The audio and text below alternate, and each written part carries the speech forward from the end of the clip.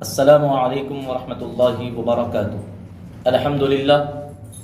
للہ رب العالمین، والصلاة والسلام علی سید الانبیاء والمرسلین وعلی آلہ الطیبین الطاہرین واصحابہ الاکرمین اجمعین۔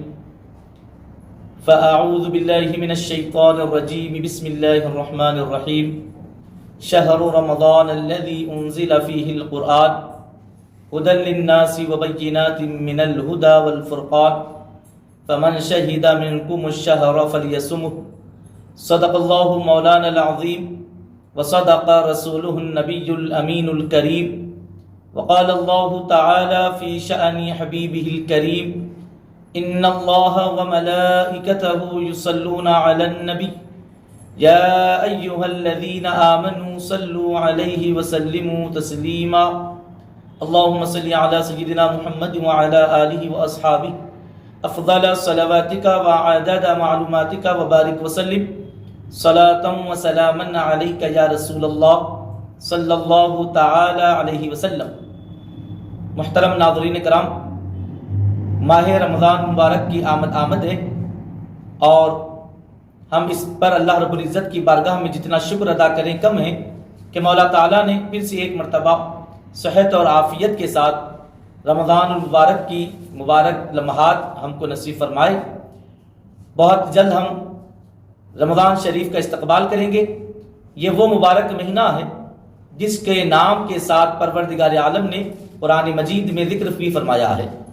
ارشاد خداوندی ہے کہ شہر رمضان، یعنی رمضان کا مہینہ، الذی انزل فیہ القرآن، یہ وہ مبارک مہینہ ہے جس میں قرآن مجید کو نازل فرمایا گیا۔ ہدی للناس وبینات من الہدی والفرقان، جو لوگوں کے لیے ہدایت ہے اور جس میں ہدایت کی نشانیاں ہیں، اور جو حق اور باطل میں فرق کرنے والی کتاب ہے۔ فمن شہد منکم الشہر فلیصمہ، تو تم میں سے جو کوئی اس مہینے کو پائے تو اسے چاہیے کہ اس مہینے میں روزہ رکھے۔ اس حصہ آیت سے ہمیں تین باتوں کا واضح طور پر پتہ چل گیا۔ ایک تو یہ کہ رمضان شریف کا، ماہ رمضان کا نام کے ساتھ ذکر فرمایا گیا۔ ویسے مہینے 12 ہوتے ہیں، اور اس کا ذکر مولا تعالیٰ نے اجمالی طور پر دوسری آیت پاک میں فرما دیا ہے۔ لیکن جب ہم سال کے 12 مہینوں کو دیکھیں گے تو 11 مہینوں کے نام ہمیں قرآن میں نہیں ملتے۔ اگر نام کے ساتھ کسی مہینے کا پتہ چلتا ہے، ذکر ملتا ہے، تو وہ رمضان شریف ہے۔ قرآن جیسی مقدس کتاب میں جب اس مہینے کا نام کے ساتھ ذکر فرمایا گیا تو اس سے اس مہینے کی عظمتوں اور برکتوں کا پتہ چلتا ہے۔ پھر ساتھ ہی اس مہینے کو کس سے نسبت ہے، اس بات کو بھی بیان فرما دیا گیا کہ الذی انزل فیہ القرآن، کہ اس میں قرآن مجید کو نازل فرمایا گیا۔ نزول قرآن کا یہ مبارک مہینہ ہے۔ پھر ساتھ ہی اس میں کرنا کیا چاہیے، مولا تعالیٰ نے وہ بھی بیان فرما دیا کہ فمن شہد منکم الشہر فلیصمہ، کہ تم میں سے جو کوئی اس مہینے کو پائے تو اس ماہ مبارکہ کی قدر کرے اور اس مبارک مہینے میں روزہ رکھے۔ اسی حوالے سے کہ اس مہینے کی بڑی عظمتیں اور برکتیں ہیں، نبی کریم صلی اللہ تعالی علیہ وسلم نے خود بھی ماہ رمضان کے آخری دن میں خطبہ ارشاد فرمایا اور رمضان شریف کی عظمتوں برکتوں کو بیان فرمایا، جیسے کہ حضرت سلمان فارسی رضی اللہ تعالیٰ عنہ سے روایت ہے۔ حبیب پاک علیہ السلام نے ماہ شعبان کے آخر میں خطبہ ارشاد فرماتے ہوئے ارشاد فرمایا کہ تم پر ایک ایسا مہینہ سایہ فگن ہونے والا ہے، یعنی اب جو مہینہ آ رہا ہے وہ مہینہ تم پر سایہ فگن یعنی سایہ کرنے والا ہے۔ علماء ربانیین نے ارشاد فرمایا کہ آقا علیہ الصلوۃ والتسلیم چاہتے تو یہ بھی بیان فرماتے کہ تم پر ایک مہینہ آ رہا ہے یا تم ایک مہینے کا استقبال کرنے والے ہو۔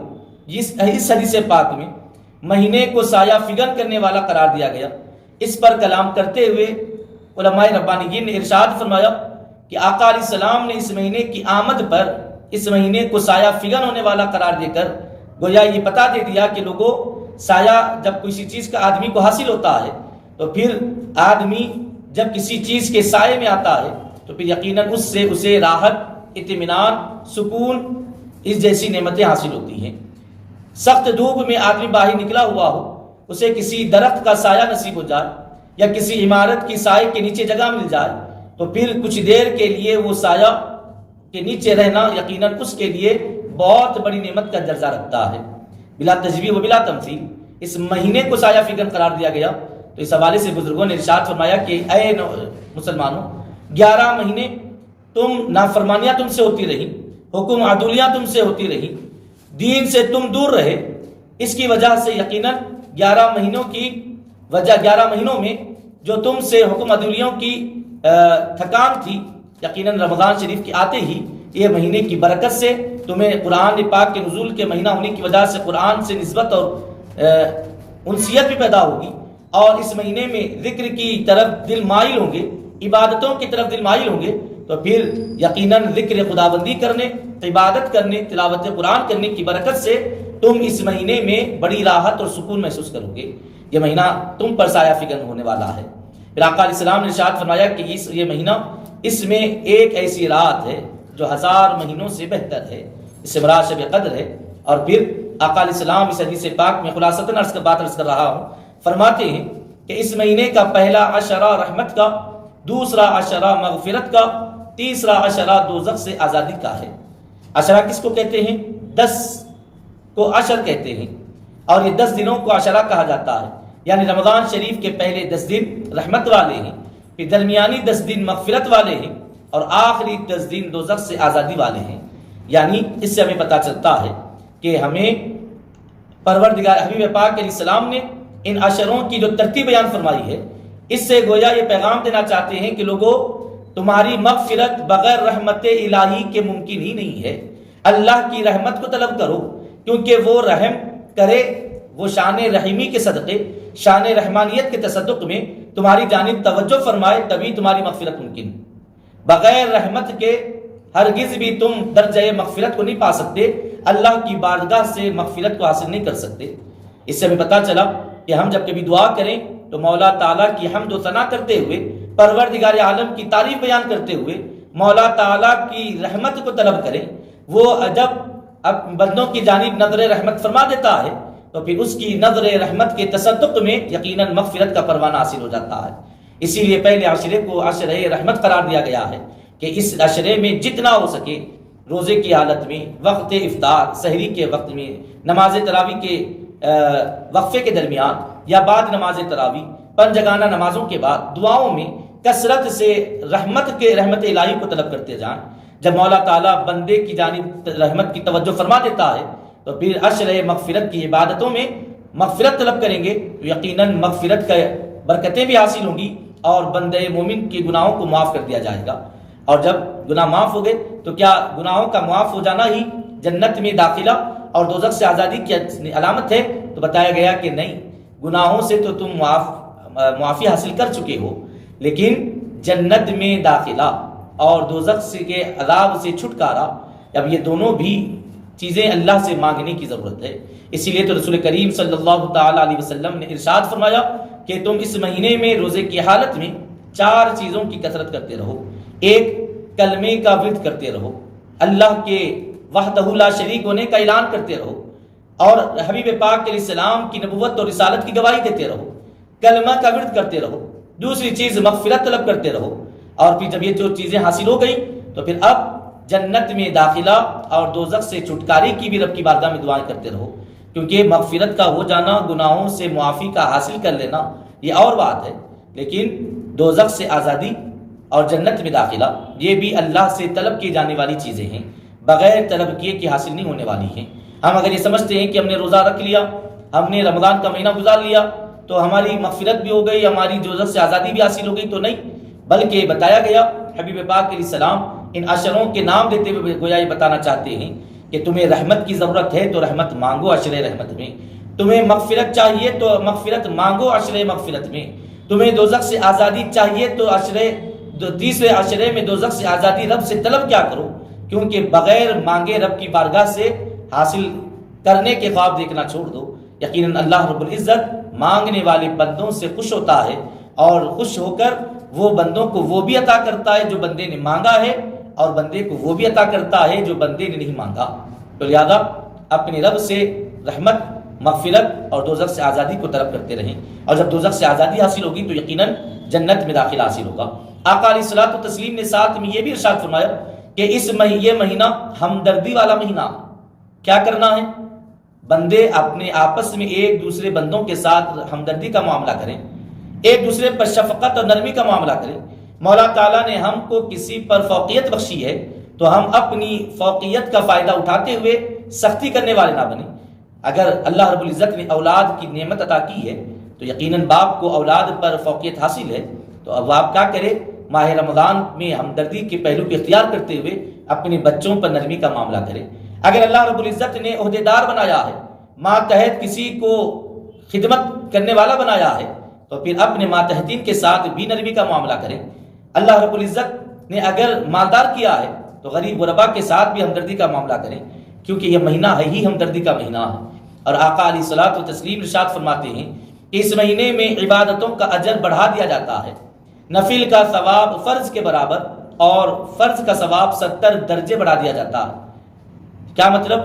نبی کریم صلی اللہ تعالی علیہ وسلم نے اس ارشاد پاک کے ذریعے گویا یہ پیغام دیا ہے کہ لوگوں، جب اس مہینے میں اجر و ثواب بڑھا دیا جاتا ہے، نفل کا کام ثواب فرض کے برابر اور فرض کا ثواب 70 درجے بڑھا دیا جاتا ہے، تو اس کا واضح مطلب یہی ہوا کہ اگر تم نفل چھوڑتے ہو اس مہینے میں تو تمہارا اور مہینوں میں نفل چھوڑنا صرف نفل کے چھوٹنے کے تمہیں نقصان ہوگا، لیکن رمضان میں کوئی نفل کام کا چھوڑ دینا گویا کہ ایسا ہے جیسے کہ عام دنوں میں فرض کام ترک کرنے کا نقصان اٹھانا ہے. یقیناً ہم نہیں چاہیں گے، رمضان جیسے مبارک مہینے سے زیادہ ہم فائدہ اٹھانا چاہیں گے، تو کیا کرنا ہے؟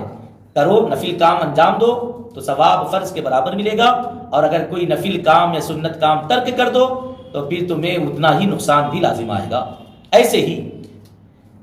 ایک فرض کا انجام دینے سے 70 گنا درجے ثواب عطا کیا جاتا ہے. اب آپ اندازہ کریں، اگر ہم نے اس مہینے میں ایک فرض کی تکمیل کی تو 70 درجوں تک ثواب حاصل ہو گیا، لیکن وہیں اگر ایک فرض ہم سے چھوٹ گیا تو ہمارے لیے اتنا بڑا نقصان ہوگا کہ عام دنوں میں 70 فرض ادا کرنے سے جو برکتیں حاصل ہوں گی، اس مہینے میں ماہ رمضان کے مہینے میں ایک فرض کی چھوڑ دینے سے اتنا ہی نقصان لازم آئے گا. یہی وجہ ہے کہ رسول پاک صلی اللہ تعالی علیہ وسلم نے ارشاد فرمایا کہ رمضان شریف کا ایک روزہ اگر بغیر کسی شرعی عذر کے اگر تم چھوڑ دیتے ہو تو پھر یہ بات اچھی طرح جان لو کہ پوری زندگی بھی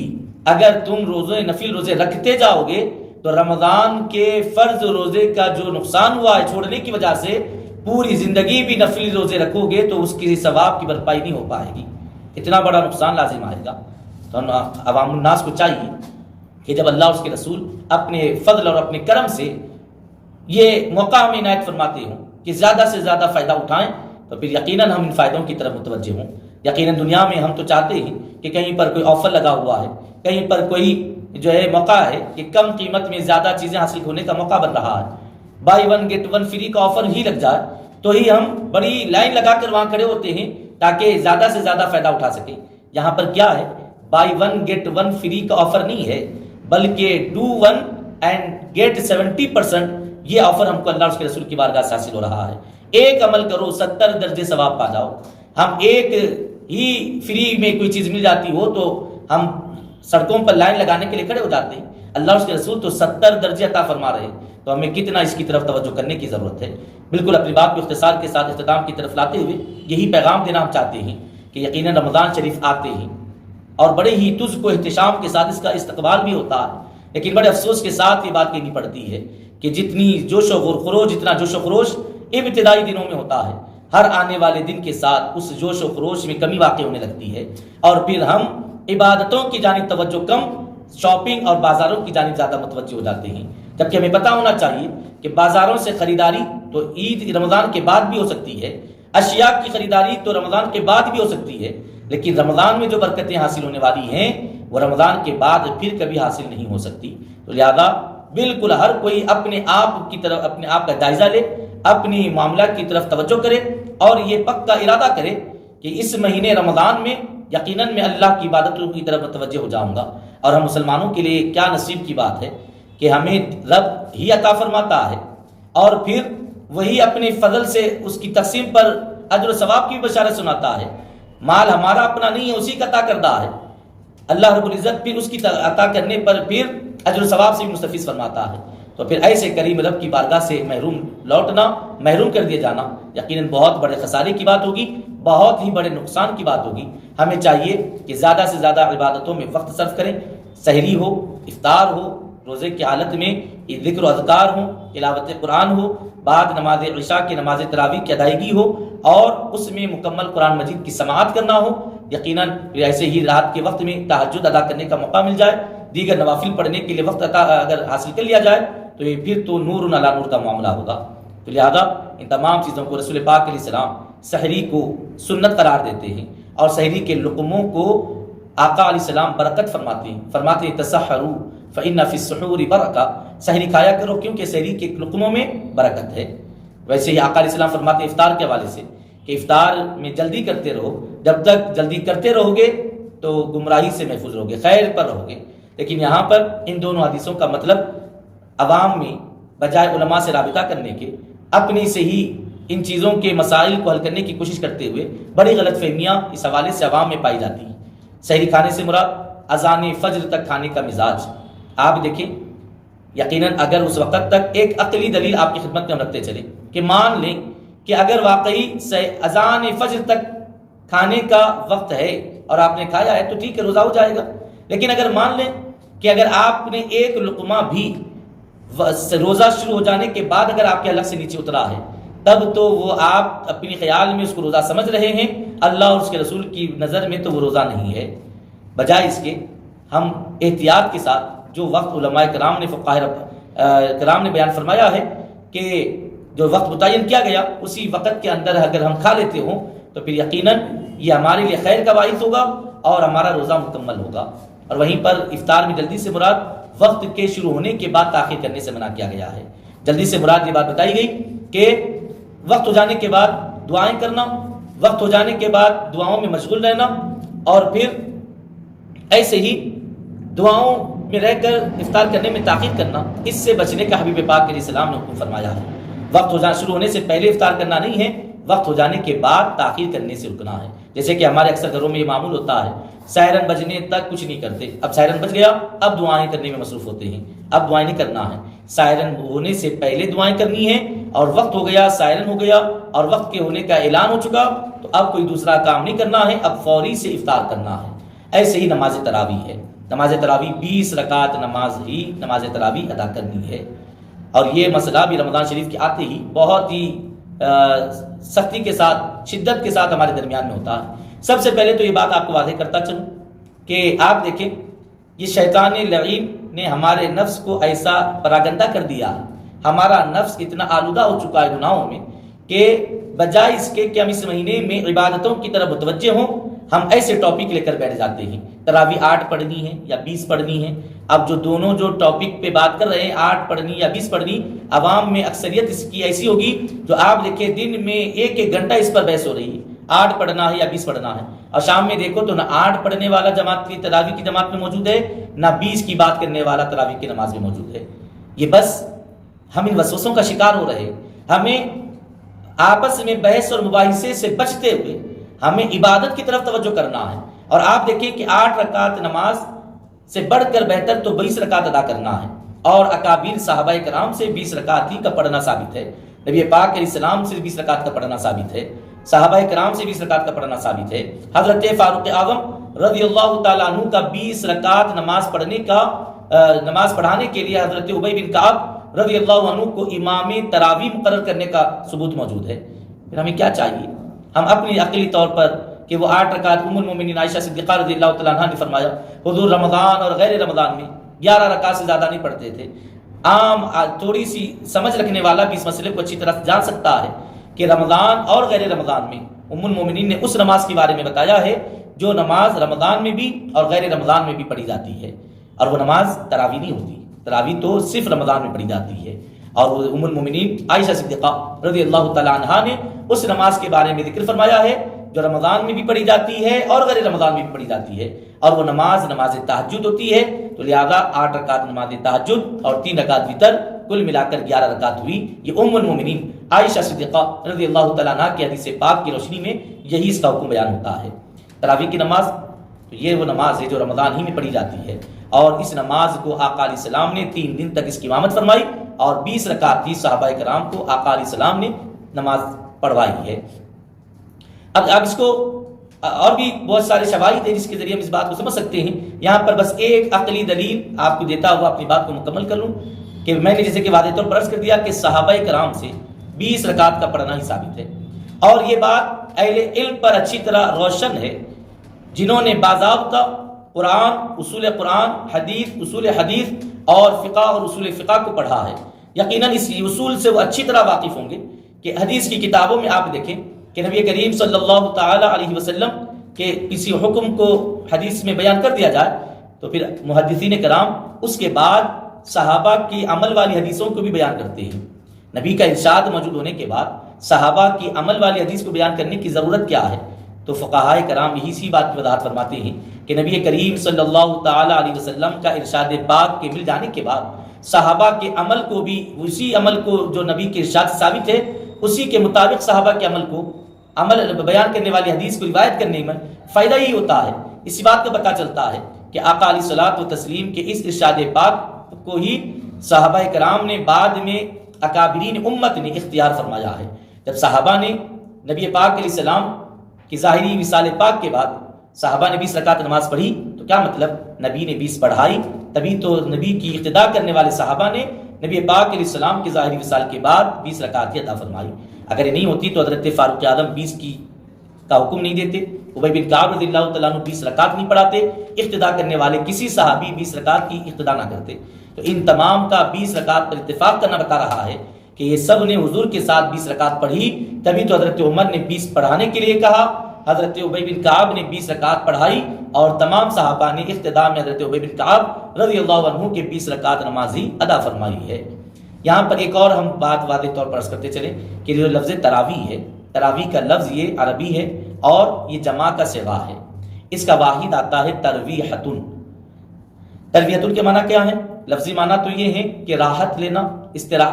راحت حاصل کرنا، اور اصطلاح شرع میں وہ نماز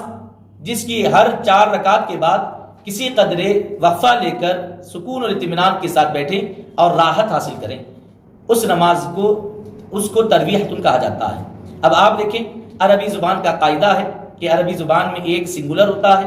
اور اس کے بعد فوری پلورل اسٹارٹ نہیں ہوتا، جمع نہیں آتی بلکہ تثنیہ آتی ہے جس کو انگلش میں ڈوئل کہا جاتا ہے، اور 2 سے زیادہ کوئی عمل ہو، 2 سے زیادہ کوئی چیز ہو تو تب اس کو جمع یعنی انگلش میں پلورل کہا جاتا ہے۔ اب آپ دیکھیں کہ ترویحتن یہ واحد ہے، یعنی ایک مرتبہ ریسٹ کرنے کو ترویحتن کہیں گے، 2 مرتبہ اگر ریسٹ کریں گے تو تب اس کو ترویحتان کہیں گے، اور 2 سے زیادہ مرتبہ آدمی ریسٹ کرتا ہے تو تب اس کے لیے تراویح کا لفظ استعمال ہوگا۔ جب یہ بات واضح ہو چکی ہے تب آپ آئیں لفظ تراویح کی تحقیق دیکھ لیں کہ ترویحتن ایک مرتبہ ریسٹ کرنا۔ تو جو 8 رکعت نماز تراویح کے قائم ہیں ذرا ان کو بھی چاہیے کہ اپنے اس عمل پر غور کر لیں کہ آپ 8 رکعت تراویح پڑھنا چاہتے ہیں، 4 رکعت پڑھے اور 1 مرتبہ ریسٹ کیا، 8 رکعت کے بعد تو آپ کی نماز ہی ختم ہو گئی۔ تو بتائیں کہ نماز کے دوران کتنی مرتبہ آپ نے وقفہ لیا، کتنی مرتبہ آپ نے راحت لی؟ تو ماننا پڑے گا کہ وہ خود کہیں گے کہ 1 مرتبہ ہم نے وقفہ لیا ہے۔ تو 1 مرتبہ وقفہ لینا، 1 مرتبہ راحت لینا، اس کو تراویح نہیں کہتے، اس کو ترویحتن کہتے ہیں۔ اور جب یہ لفظ تراویح کی نماز صلاۃ التراویح کو کہا جاتا ہے تو اس سے معلوم کیا ہوا؟ اس سے معلوم یہ ہوا کہ یہ اتنی رکعت والی نماز ہے کہ اس میں ہر 4 رکعت کے بعد وقفہ لیا جائے تو کم از کم 3 مرتبہ وقفہ اس میں ثابت ہو،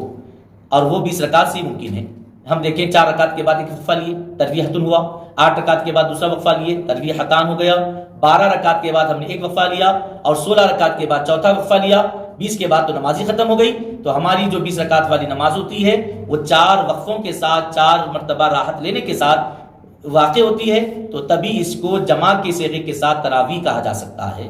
جو لوگ 8 رکعت پڑھتے ہیں تو ان کو تراویح ہی نہیں کہنا چاہیے، ان کو یہ لفظ نام ترویحتن کہنا چاہیے، اور پھر کتب حدیث میں لفظ ترویحتن کا لفظ بھی کہیں پر استعمال ہوا ہو تو بتائیں۔ کہیں پر بھی تراویح کی نماز قیام اللیل کی نماز کا ذکر آیا ہے تو تراویح لفظ سے آیا ہے، فقہائے کرام نے کہیں ذکر فرمایا، محدثین نے ذکر فرمایا تو لفظ تراویح کا استعمال فرمایا ہے، اور لفظ تراویح کم از کم 3 مرتبہ کی راحت لینے پر ہی صادر آتا ہے، 1 مرتبہ کی راحت لینے وقفہ لینے پر تراویح کا لفظ ہی صادر نہیں آتا، ترویحتن کا لفظ استعمال ہوگا۔ تو بہرحال محترم ناظرین کرام، وقت کی تنگی کو مد نظر رکھتے ہوئے یہ چند باتیں گزارشات ہم نے آپ تک رکھی ہیں، ان باتوں کو غور سے سماعت کریں، اچھی طرح سمجھنے کی کوشش کریں، مخالفانہ انداز کو اختیار کرنے کے بجائے حصول علم کے جذبے کے ساتھ علماء کرام کے بیانات اور ان کے خطابات اور ان کے ارشادات کو سمجھنے اور ان کے بیان کیے ہوئے مسائل کو سمجھنے کی کوشش کریں۔ یقیناً مولا تعالیٰ ہدایت کے راستوں کو کھول دیتا ہے، اور ماہ رمضان میں جتنا ہو سکے بحث اور مباحثے میں پڑھنے کے بجائے اپنی عبادتوں پر اپنی توجہ کریں۔ کسی مسئلے میں ہمیں بے چینی ہو تو ہم کسی دوسرے کو درست کرنے جانے کے بجائے اپنی اصلاح کی خاطر علماء سے رابطہ کریں۔ کوئی اگر ذہن میں سوال پیدا ہوتا ہو، علماء سے رابطہ کر کے اس کا جواب حاصل کریں اور اسی کی روشنی میں اپنی عبادتوں کو، اپنے اعمال کو انجام دیں۔ لوگوں کے ساتھ بحث اور مباحثے میں وقت صرف کرنا اور غیر ضروری بحث اور مباحثے کا شکار ہونا، یقیناً یہ رمضان جیسے مبارک مہینے کی قیمتی گھڑیوں سے اپنے آپ کو محروم کر لینا ہے۔ تو لہذا وقت کی نزاکت کو سمجھتے ہوئے جتنا ہو سکے عبادتوں کی طرف توجہ کریں۔ مولا تعالیٰ کی بارگاہ میں دست بدعا ہوں کہ مولا تعالیٰ کہنے سننے سے زیادہ عمل کی توفیق عطا فرمائے۔ مولا اس ماہ رمضان کو ہمارے لیے سوغات والا مہینہ بنائے اور ہماری مغفرت اس مہینے کی برکت سے فرما دے، رحمتوں کی بارش ہم پر فرما دے، دوزخ سے آزادی کے پروانے عطا فرما دے۔ مولا ہمیں عبادت کی توفیق بھی عطا فرما، عبادتوں میں اخلاص کی دولت عطا فرما، اور عبادتوں کو ہماری حبیب پاک علیہ السلام کے تصدق میں شرف قبولیت عطا فرما، عبادتوں میں لذت عطا فرما۔ مولا تعالی ہم سب پر اپنا فضل و کرم نازل فرما، بحرمت سید الانبیاء والمرسلین، برحمتک یا ارحم الراحمین، والحمد للہ رب العالمین۔